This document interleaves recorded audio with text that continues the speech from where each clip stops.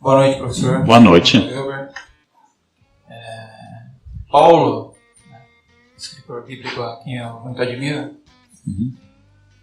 escreve um aforismo: aprendi a estar contente em toda e qualquer situação. Ele conjuga o verbo aprender, né? E esse aprender do contentamento, da felicidade, eu acho que é um contraposto muito importante à inveja. Sem dúvida. Porque Paulo tem uma vantagem sobre mim enorme.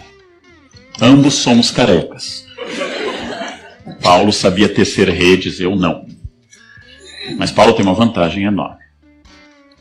Paulo acredita num sentido metafísico de tudo. Atemporal, anterior a tudo, e que estabelece que cada coisa que acontece, seu naufrágio, sua ida para Malta, sua chegada a Roma, sua queda a caminho de Damasco, tudo tinha um plano obscuro por um certo caráter meio Parkinson de Deus, que escreve certo por linhas tortas. Tudo tinha sentido, tudo tinha destino e tudo tinha vetor. E vou lhe dizer, mais uma vez reconhecendo, mais um espaço de inveja. Eu já disse isso para todos que me conhecem. Eu invejo genuinamente quem tem essa crença. E gostaria muitíssimo de tê-la. De que se hoje eu perder minha perna, estava no plano de Deus e vai ser melhor para mim. Se amanhã eu virar um favelado, isso é o melhor para o meu progresso. Se amanhã eu me descobrir portador de uma doença mortal, um aprendizado para caminhar para o eterno. E que tudo posso naquele que me fortalece. Eu gostaria de dizer essas coisas um pouco de caminhoneiro e um pouco sábias. Eu gostaria de dizer ao meu Deus, não que eu tenho grandes problemas, mas ao meu problema que eu tenho um grande Deus. Essa é boa, essa é ótima. Adoro essa. Essa é de caminhão. Essa é de caminhão. Eu acredito que, e agora sem nenhuma ironia, o que é raríssimo. Eu acredito que quem é portador de uma fé genuína, que acredita mesmo nisso, tem algo que é extraordinariamente notável. E é um privilégio sobre todas as pessoas. Imaginem, por exemplo, alguém que de cepa católica acredite-se portador de um anjo da guarda. Um personal angel. Alguém que está com você todo o tempo lhe protegendo. Dia e noite. Em todos os momentos, e segundo a crença católica, ele acompanha o purgatório. Imaginem alguém que lê o texto Pegadas na Areia e acredita que nos momentos mais graves foi carregado no colo.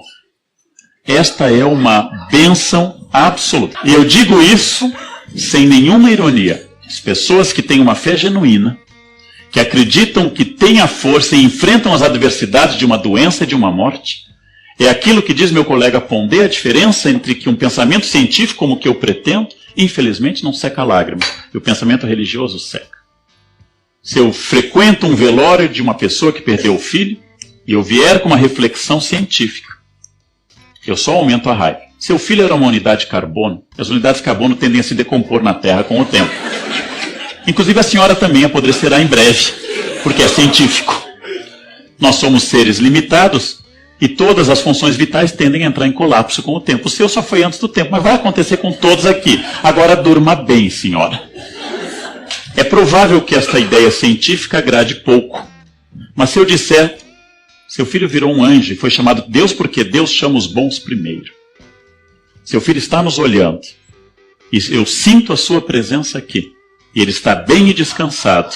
E seu filho vai estar nos esperando num lugar perfeito onde não haverá dor, onde todos nos reencontraremos. Isto é poderosíssimo, sinceramente.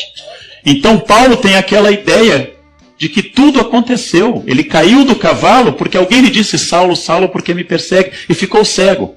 E ao bater a cabeça, ao cair do cavalo, ficou cego. E eu, que não tenho essa fé, acredito que ele teve um entumecimento fruto da hemorragia que atingiu o nervo óptico. E quando esse derrame provocou pressão sobre o nervo óptico, ele ficou cego. E quando ele diminuiu essa hemorragia, ele recuperou a visão. E ele passou a pregar. E convicto enfrentou Pedro em Jerusalém sobre a necessidade de cumprir. E quando foi decapitado na porta hóstia, quando foi decapitado e sua cabeça pulou 3 vezes até se transformar numa fonte, onde hoje é a linda igreja de São Paulo fora ele mura, ele acreditou ter cumprido integralmente uma missão, que lhe deu sentido. Em todos os instantes. Então, quem tem esse tipo de convicção, gente, não escute o Leandro. Vá em busca dessa convicção. Se tiver outra notícia, depois me traga essa notícia e mande algo dizendo assim que estava certo. E de fato eu concordo com você. Paulo pode acreditar nisso. Tudo posso naquilo que me fortalece. Mas quem pode me enfrentar se eu tenho ao meu lado Deus?